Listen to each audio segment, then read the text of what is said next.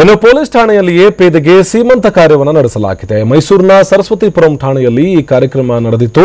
ಸರಸ್ವತಿಪುರ ಠಾಣೆಯ ಪೇದೆ ರಕ್ಷಿತಾಳಿಗೆ ಸೀಮಂತವನ್ನ ಮಾಡಿದ್ದಾರೆ ಸಿಬ್ಬಂದಿ. ಇನ್ಸ್ಪೆಕ್ಟರ್ ನಾಗೇಗೌಡ ನೇತೃತ್ವದಲ್ಲಿ ನಡೆದಿರುವಂತಹ ಸೀಮಂತ ಕಾರ್ಯ ಇದು. ಸಂಪ್ರದಾಯದಂತೆ ಸೀಮಂತ ಕಾರ್ಯವನ್ನು ನಡೆಸಲಾಗಿದೆ. ಇನ್ನು ಸೀಮಂತ ಕಾರ್ಯಕ್ರಮದಲ್ಲಿ ಪೊಲೀಸ್ ಠಾಣೆಯ ಸಿಬ್ಬಂದಿ ಎಲ್ಲರೂ ಕೂಡ ಭಾಗಿಯಾಗಿದ್ದರು. ಅಪರೂಪದ ಘಟನೆ ಇದು. ಮೈಸೂರಿನ ಸರಸ್ವತಿಪುರ ಪೊಲೀಸ್ ಠಾಣೆಯಲ್ಲಿ ನಡೆದಿರುವಂತಹ ಘಟನೆ ಇದು. ಪೊಲೀಸ್ ಠಾಣೆಯ ಪೇದೆಯೊಬ್ಬರಿಗೆ ಸೀಮಂತ ಕಾರ್ಯವನ್ನು ಅದೇ ಪೊಲೀಸ್ ಠಾಣೆಯ ಸಿಬ್ಬಂದಿ ಸೇರಿ ಸಂಪ್ರದಾಯದಂತೆ ನೆರವೇರಿಸಿರುವಂತಹ ಘಟನೆ ನಡೆದಿದೆ. ಇನ್ನು ಸೀಮಂತ ಕಾರ್ಯಕ್ರಮದಲ್ಲಿ ಎಲ್ಲಾ ಪೊಲೀಸ್ ಪೇದೆಗಳು ಕೂಡ ಭಾಗಿಯಾಗಿದ್ರು, ಸಿಬ್ಬಂದಿ ಕೂಡ ಭಾಗಿಯಾಗಿದ್ರು.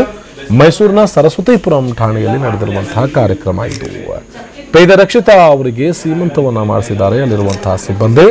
ಇನ್ನು ಪೊಲೀಸ್ ಠಾಣೆಯ ಇನ್ಸ್ಪೆಕ್ಟರ್ ನಾಗೇಗೌಡ ನೇತೃತ್ವದಲ್ಲಿ ನಡೆದಿರುವಂತಹ ಸೀಮಂತ ಕಾರ್ಯ ಇದು.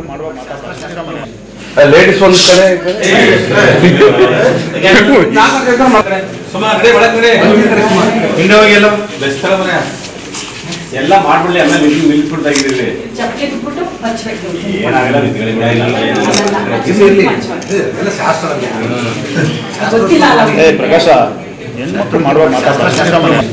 ಲೇಡೀಸ್ ಒಂದು ಕಡೆ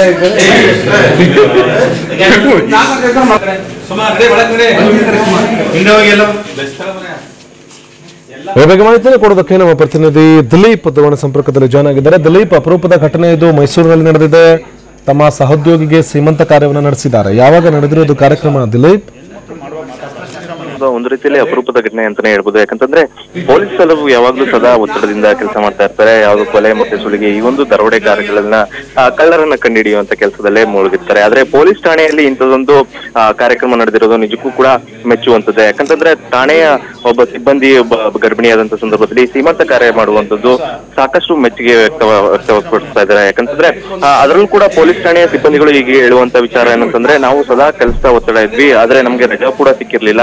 ಇವರ ಮನೆಯಲ್ಲಿ ನಡೆದಂತ ಸೀಮಂತ ಕಾರ್ಯಕ್ರಮಕ್ಕೆ ನಾವು ಹೋಗ್ಲಿಕ್ಕೆ ಆಗ್ತಿರ್ಲಿಲ್ಲ. ಆ ಒಂದು ಹಿನ್ನೆಲೆಯಲ್ಲಿ ಈ ಒಂದು ಸೀಮಂತ ಕಾರ್ಯಕ್ರಮವನ್ನ ನಾವು ಠಾಣೆಯಲ್ಲೇ ಮಾಡಿದ್ದೇವೆ. ನಮ್ಮ ಮಗಳನ್ನ ಹೇಗೆ ನಾವು ಮನೆಯಲ್ಲಿ ಸೀಮಂತ ಕಾರ್ಯ ಮಾಡಿ ಕಳಿಸ್ಕೊಡ್ತೇವೆ, ಅದೇ ರೀತಿಯಾದಂತ ಕೆಲಸವನ್ನ ನಮ್ಮ ಠಾಣೆಯಲ್ಲಿ ನಮ್ಮ ಠಾಣೆಯ ಮಗಳಾಗಿ ಸಿಬ್ಬಂದಿಯಾಗಿ ಕೆಲಸ ಮಾಡ್ತಾ ಇದ್ದಾರೆ.